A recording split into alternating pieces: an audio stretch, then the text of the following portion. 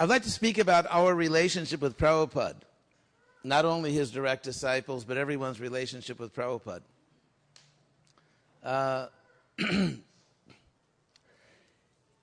If we study Prabhupada's mode of self-presentation, Prabhupada's self-understanding, and so on, it is clear that Prabhupada understood the role that Krishna had given him, first and foremost as being the founder-Acharya of ISKCON.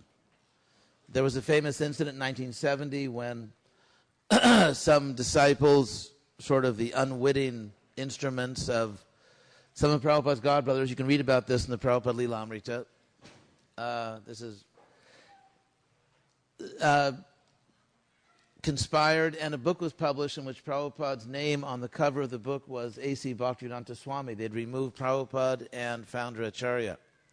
The idea was that Bhakti Siddhanta was actually the Founder-Acharya of the Gaudiya Math. Prabhupada was simply a Gaudiya Math member, and therefore he had usurped some position. Anyway, it was a crazy thing, and the plot was, of course, the interesting point is Prabhupada discovered or understood fully this plot against him, specifically when he saw on the book that the publishers had removed the words Founder-Acharya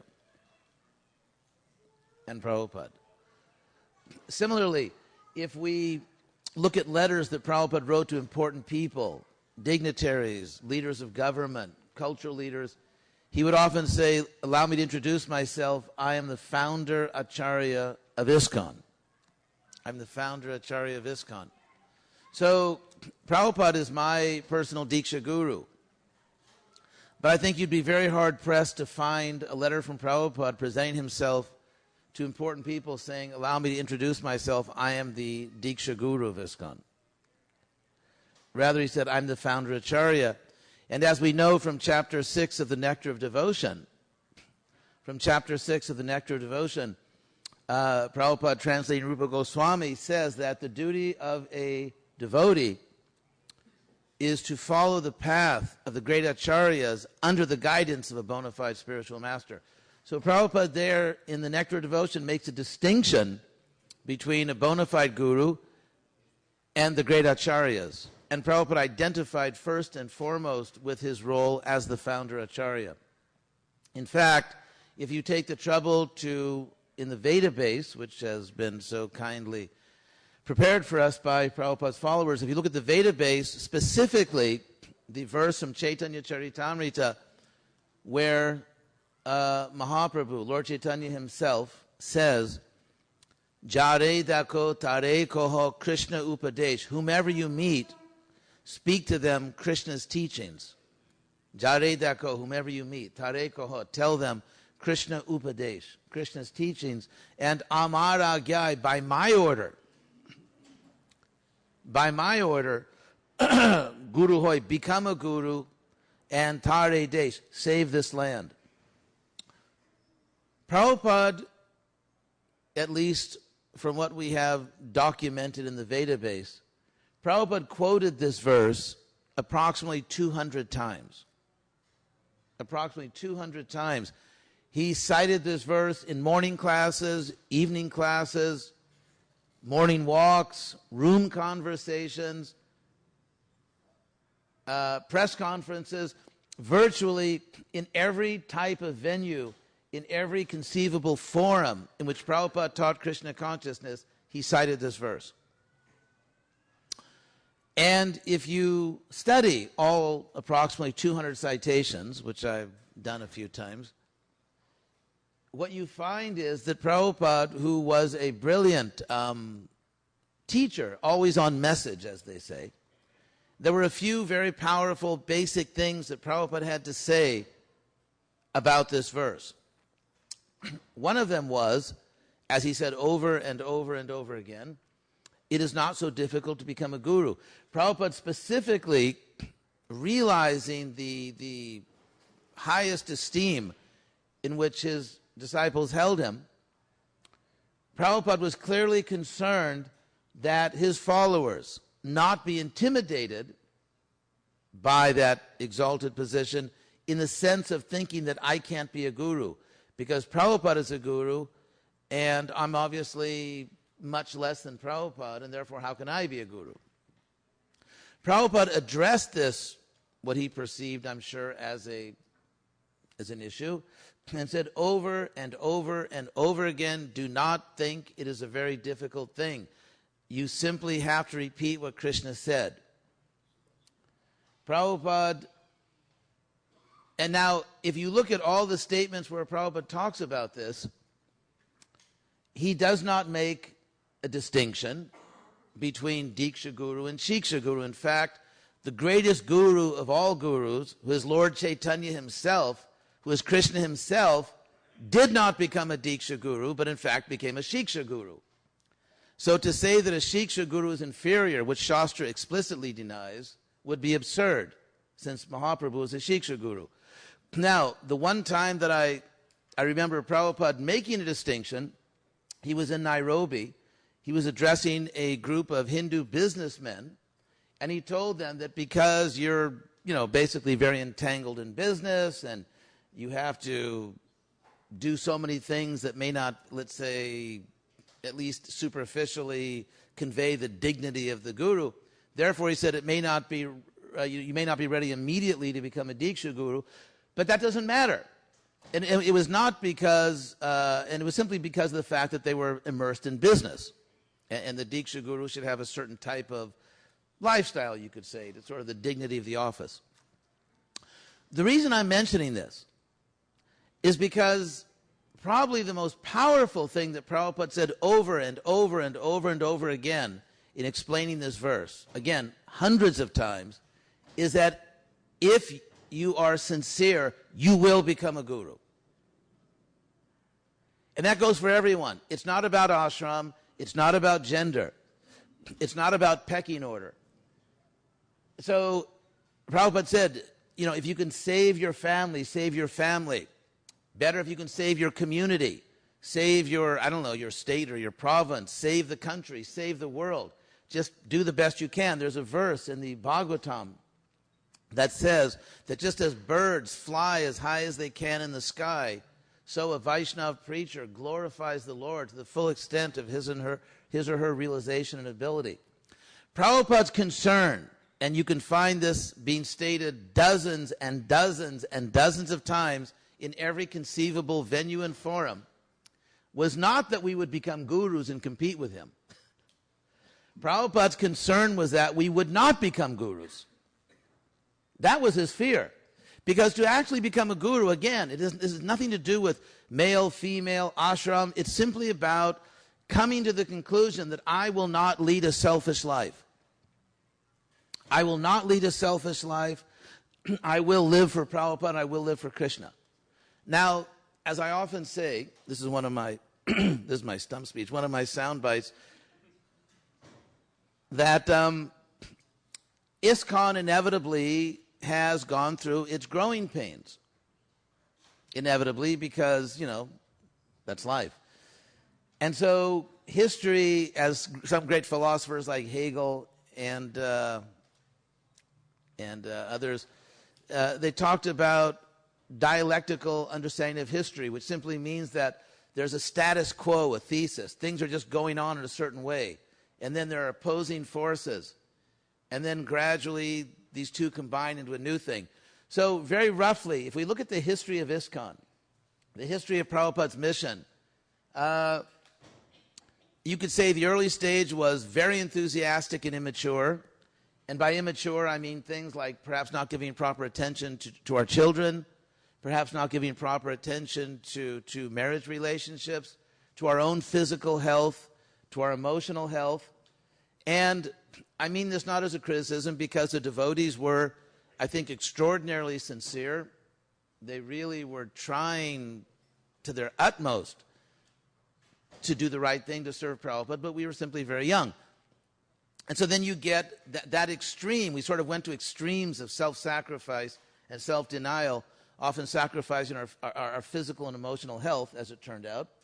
And so one extreme produces an equal and opposite extreme, which was a type of mature unenthusiasm, where We went through a period where we were very mature, but to be too enthusiastic about preaching was sort of fanaticism, and you get this amazing phenomenon of devotee parents sort of like, fearing that their children may move into a Hare Krishna temple rather than going to college and so on. So you get this immature enthusiasm, a type of mature dullness. And as the dialectic moves on, we are ready to come to the next stage, the natural stage, which is mature enthusiasm. Mature enthusiasm, where we take care of ourselves, we keep ourselves healthy at every level. I mean, physically, mentally, emotionally, spiritually. We keep ourselves healthy, and yet we are idealistic, we are enthusiastic, we give our lives to Prabhupada's mission. And so that's one thing. I wanted to say that, so what is your relationship with Prabhupada? The good news is that everyone has exactly the same equal access to Prabhupada in Prabhupada's most important role. Prabhupada's most important role, as he defined it, is he is the Founder-Acharya. He is one of the great acharyas, as Prabhupada put it, who guides the entire course of Vedic civilization. So, Prabhupada is my Diksha Guru, and that's, of course, my great fortune. However, it would, if I said, or if someone believes that because Prabhupada is my Diksha Guru, therefore I have greater access to him than, let's say, one of my disciples, that would lead to an absurd conclusion. The absurd conclusion would be that if my disciple has less opportunity to develop a relationship with Prabhupada, less access to Prabhupada than I do, then it would follow that when I'm gone, then the generation following, the next generation, third generation, would be farther from Prabhupada, the next generation would be farther, so that as the decades and centuries pass, the Hare Krishna movement, Prabhupada's mission, would get farther and farther away from Prabhupada, and people would have less and less intimate a relationship with him, which is, of course, absurd. I think in many ways the opposite is true. In seeing the love that my disciples and other devotees in their generation, some people inconceivably have actually chosen other gurus. But anyway,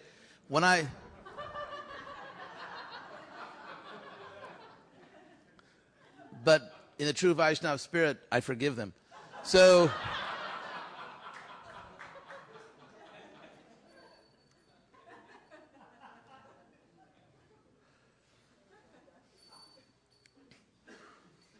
Sri Sri Rukmini Dwarkadish Ki Jai. Lord Jagannath, Lady Subhadra, Lord Balaram Ki Jai. Sri Sri Gaurnita Ki Jai. Srila Prabhupada Ki Jai.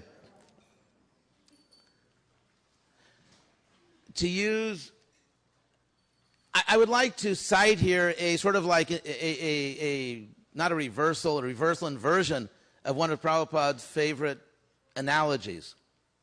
And that is, Prabhupada used to describe the realization of Brahman, Paramatma, and Bhagavan by saying, if you're far away from a mountain, it appears like sort of like a cloud. In fact, you may not know if it's a mountain or a cloud.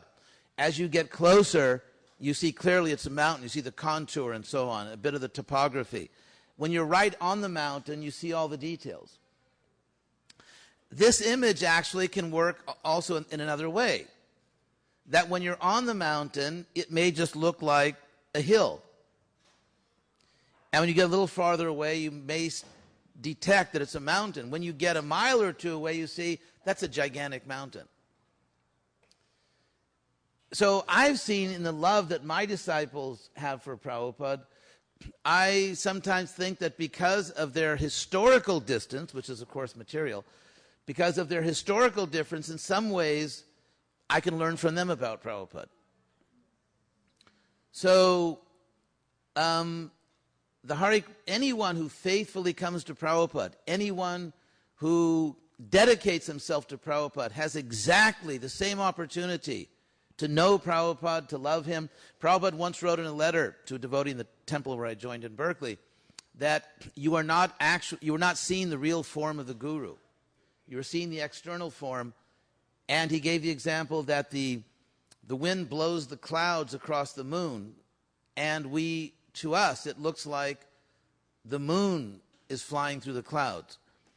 So Prabhupada said, so the real form of Prabhupada, as an eternally liberated soul, as Krishna's most intimate representative, as the person that Gaur Nitai sent to save this planet, Prabhupada, in his actual spiritual form,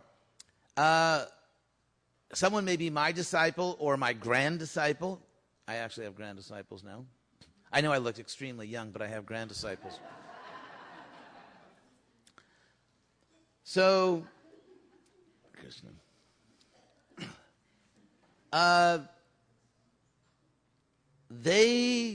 Yes. Yeah. I'll just finish a few more points then. Is that okay? Okay. Anyway, so that's another point.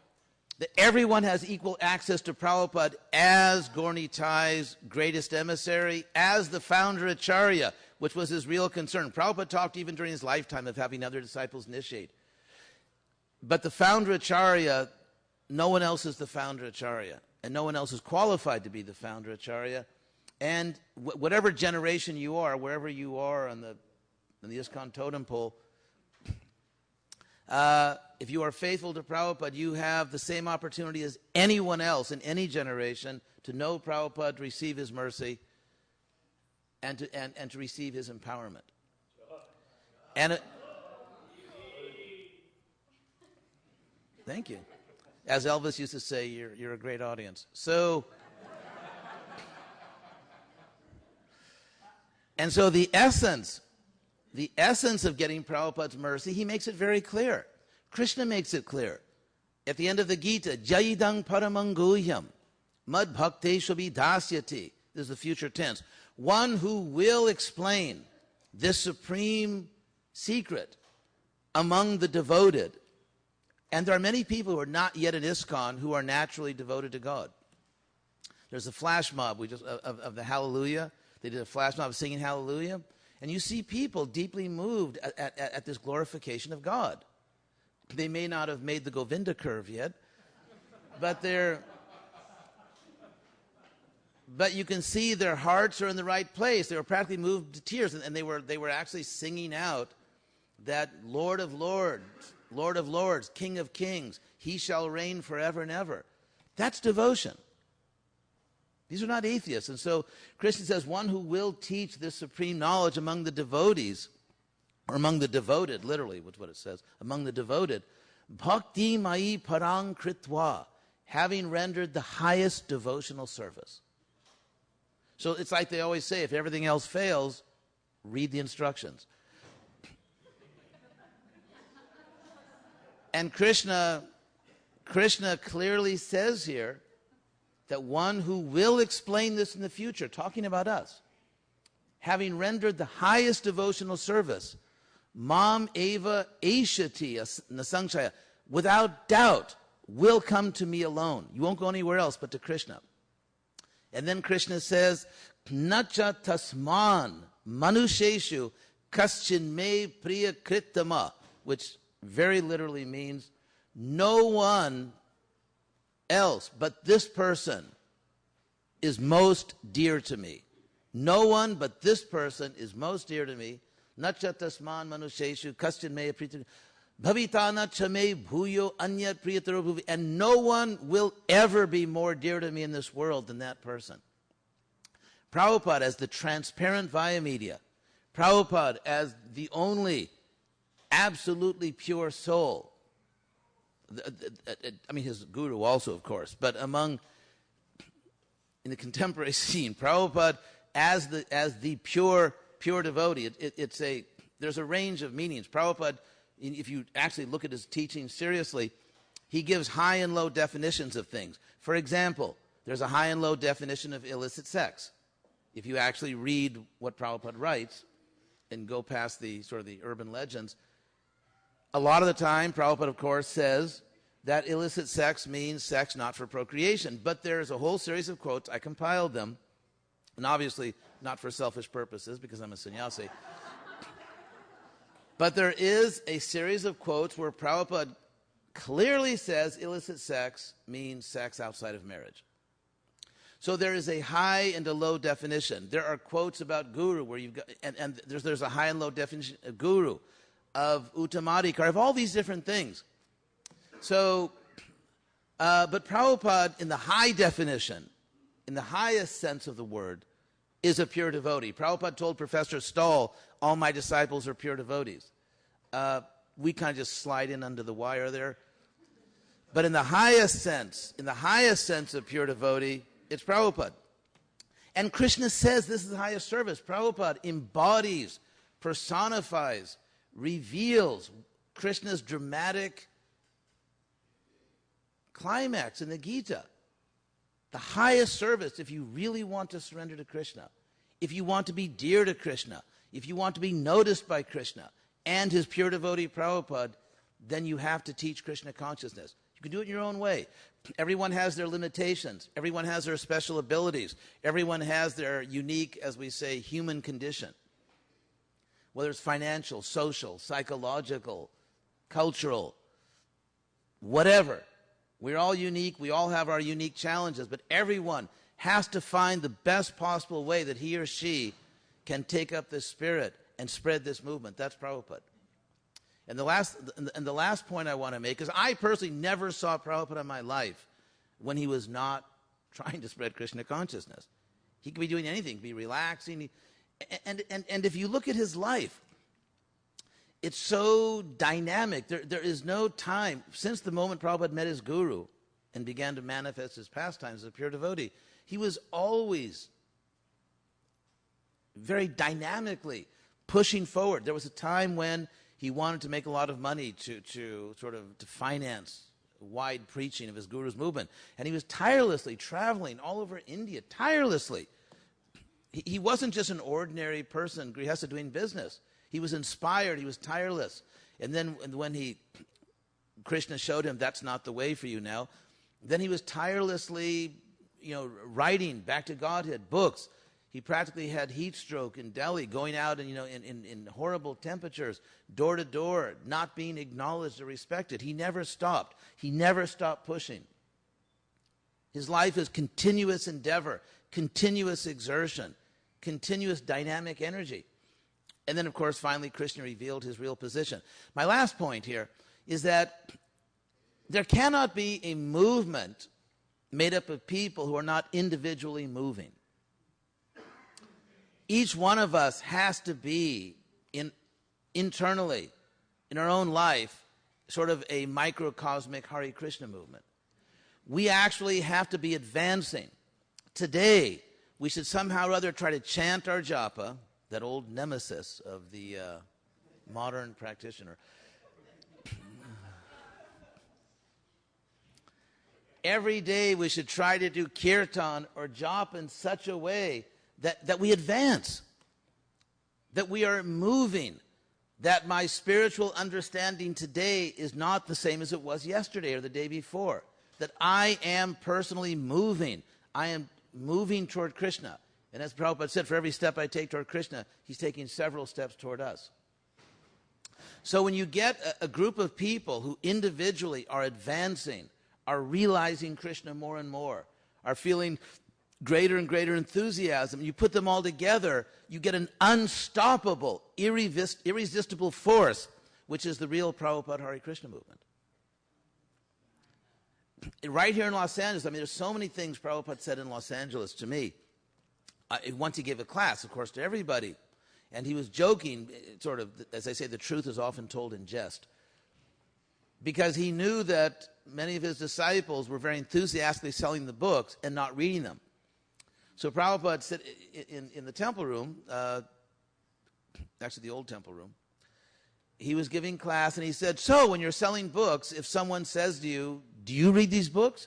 You say, no, sir, I personally don't read them, but you should read it. So when we approach someone and ask them, chant Hare Krishna, read this book, visit our temple, what are we asking them to do? What we're telling them is, your life, as it is now, is not good enough. I mean, in a nice way, hopefully. But we're saying,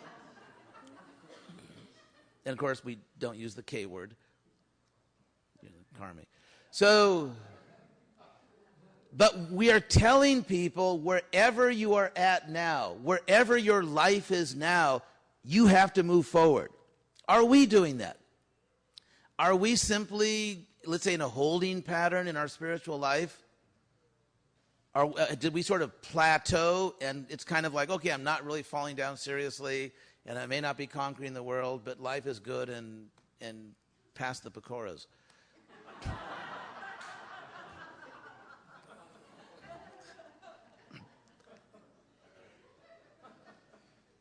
So, if I, in my life, if I have the courage, and it's something, of course, I'm not saying I do, but if I can find the courage within myself, the determination, wherever I'm at right now, to make further advancement, to further surrender my vanity and pride, and to work a little harder for Prabhupada, by doing that, I gain the moral right or the spiritual right to ask other people to do it. I'm not a hypocrite. Because I can't really ask someone to do something that I'm not doing. So the more I am advancing and making sacrifice for Prabhupada in a mature, healthy, emotionally, physically, intellectually, spiritually healthy way, I'll end in a second, the more I'm empowered to ask others. So I have to be moving in order to push a movement. I have to be offering myself to Krishna to ask other people to do that. As Prabhupada said, if you approach the sun, you have to become fire. That means that as we start to approach Krishna, some of our false ego starts to burn off. We may think, that doesn't feel good. So that's, I think, the vow, or that's the dedication we should somehow find within ourselves today. And I'll end with this, that number one, every one of us has the same equal access to an intimate, powerful relationship with Prabhupada. What you have to do is simply to observe the etiquette. For example, if you're a wife, you try to honor your husband. If you're a husband, you try to honor your wife. If you're children, you honor your parents. Parents try to take care of their children. One tries to respect those who have taught you Krishna consciousness. If someone, as Prabhupada's representative, has helped you, you honor those people. So every one of us, by doing our own, and this is Krishna, I'm really going to stop here, but just the verse Krishna says in the Gita, touching exactly on this point, how everyone is equal, each in their own duty. Krishna says, sway, sway, karmani abhirata. Each one devoted to their own duty. Sway, sway, each to their own duty. This is in the 18th chapter of the Gita. Sway, sway, karmani abhirata. Sangsid hing labatedra. A person achieves perfection. So everyone has the same opportunity, exactly the same opportunity, to know Prabhupada, to love him, to receive his empowerment, if you do your duty. Our duties are different, but the result is the same for everyone. What did Prabhupada want us to do? What Krishna describes at the end of the Gita as the highest devotional service, and that is to teach this knowledge. And how can we teach this knowledge? If we are practicing. If we are surrendering to Prabhupada and Krishna, if we are taking Prabhupada's desires above our own, that's your choice, your choice. We have only two choices. Number one, I can put Prabhupada's desires in the center of my life, or number two, I can be a complete nutcase thinking about my own desires. She loves me not. He loves me not. I like this, I don't like that. You can literally drive yourself loopy with your own desires, or you can stop all the nonsense, cut the insanity, and just put Prabhupada's desires in the center of your life. And when you do that, Prabhupada will empower you to convince others to do that. So, thank you very much. Hare Krishna.